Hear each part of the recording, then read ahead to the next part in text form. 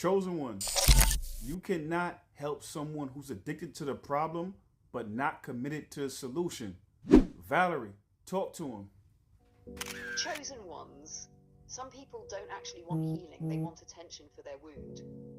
They want to circle the same pain, repeat the same story, relive the same suffering, because the suffering is familiar, the problem is predictable, and the identity they built around that pain feels safer than the unknown of transformation. See, healing requires responsibility, healing requires ownership, healing requires looking in the mirror and admitting, I might be part of the reason this keeps happening, and not everybody is ready for that level of honesty. So what do? They cling to the problem like it's oxygen, but avoid the solution like it's a threat, because the problem lets them stay the victim, but the solution requires them to grow. And growth? Growth demands ego death. Growth demands accountability. Growth demands leaving behind the version of themselves that kept the story alive. So don't drain your spirit trying to save someone who's choosing the cycle. Don't sacrifice your peace for someone who's committed to staying the same. You can offer truth, you can model alignment, you can plant seeds, but you cannot walk for someone who refuses to stand. If they're addicted to the problem, they'll resent the person who offers the solution until they're ready to choose themselves. And when that day comes, they'll remember everything you tried to give them. You see, chosen one, you are a natural problem solver. You are a natural problem solver. You've been solving problems your whole life because the Matrix has been giving you problems and attacking you since you were younger. So you're used to overcoming obstacles. You are the type of person that has a solution for every problem. They are the type of person that has a problem for every solution. You're not equally yoked. I know you would love to try to help them, but sometimes helping them causes more damage than letting them help themselves. Imagine someone's drowning in the water and you throw them a life raft. You throw them one of those little flotation devices and they still won't take the help. Then you jump in and try to save them, and now they start flailing and knock you out and drown both of y'all in the process. The ego is what is motivating them. The ego is very intelligent, especially, you know what I'm saying, for people who are unaware of it.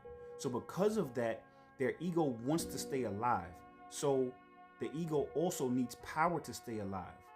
So what will happen is that the ego will try to be the victim, but then also gain power by being the victim. So anybody who tries to save them, now you're shining light on their darkness. You're actually giving them food for the soul, but poison to the ego.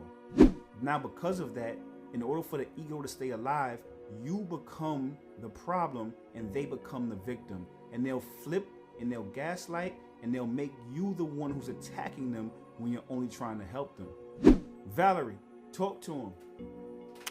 You see, chosen ones, this is exactly why you drain yourself around certain people. Because you've spent your whole life solving problems the Matrix threw at you.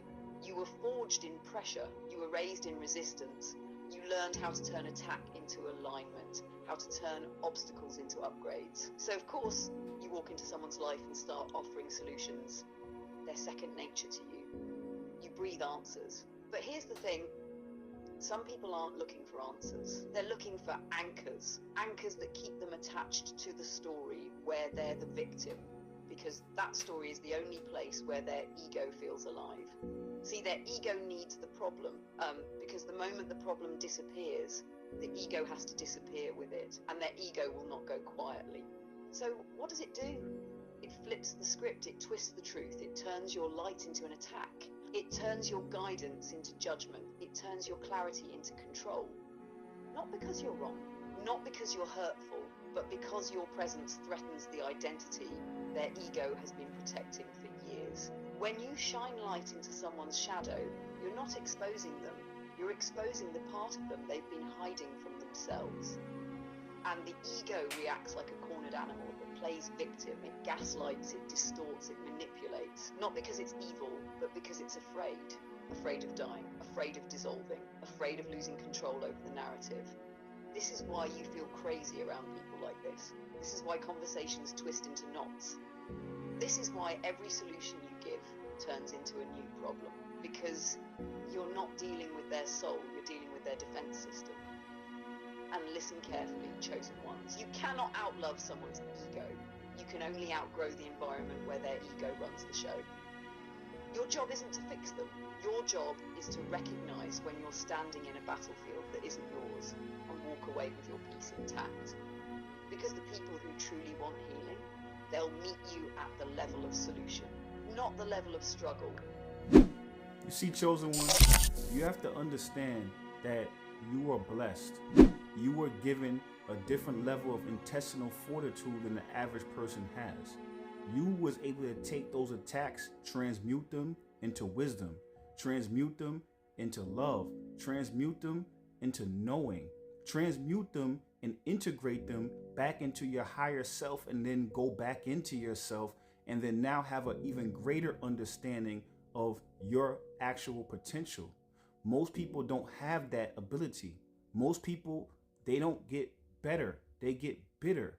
So the longer they traverse through life, they don't know how to transmute those wounds and lessons. They don't know how to translate that into power. So the only power they know is being able to take from somebody else, because they're hollow inside. They don't know how to transmute their wounds into wisdom. They just know how to defend themselves. They just know how to protect themselves.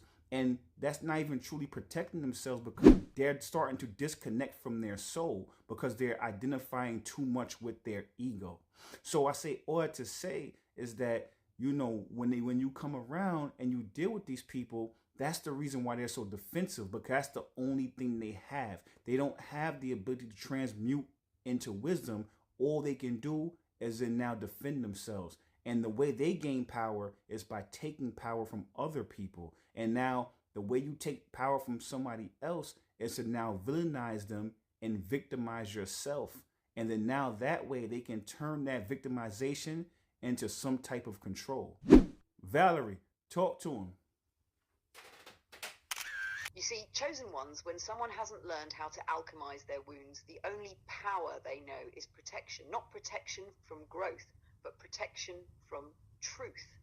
Because truth requires transformation. Truth requires humility. Truth requires letting the old self die so something real can be born. Most people aren't ready for that death. So what happens? Instead of transmuting their pain into wisdom the way you do, they cling to the pain because it's the only identity they've ever known. And when someone is hollow inside, disconnected from their soul, over-identified with their ego, they don't create power. They extract it. They drain attention. They drain energy. They drain compassion. They drain clarity. And then they call that connection, because the ego only knows two positions in a relationship, the victim or the villain. If they can make you the villain, you know, they get to stay right, they get to stay hurt, they get to keep the story where they don't have to change. So this is why they twist narratives. This is why they become defensive over simple truths. This is why they turn your help into an attack. This is why they flip the script when you set boundaries. They're not protecting themselves. They're protecting the identity that was built on wounds they never healed. But here's the real revelation, chosen ones. When you walk into their life with real wisdom, real compassion, real clarity, real truth, your very presence exposes the lie they've been living under. Your light shows them that they could have transmuted their pain at any time. And their ego cannot survive that level of accountability. So what does it do?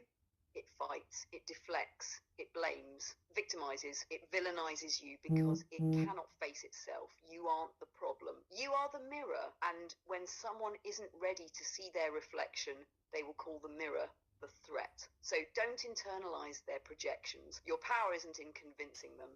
Your power is in embodying the truth they're running from, because the moment they're ready to grow, they'll remember exactly who planted the seeds.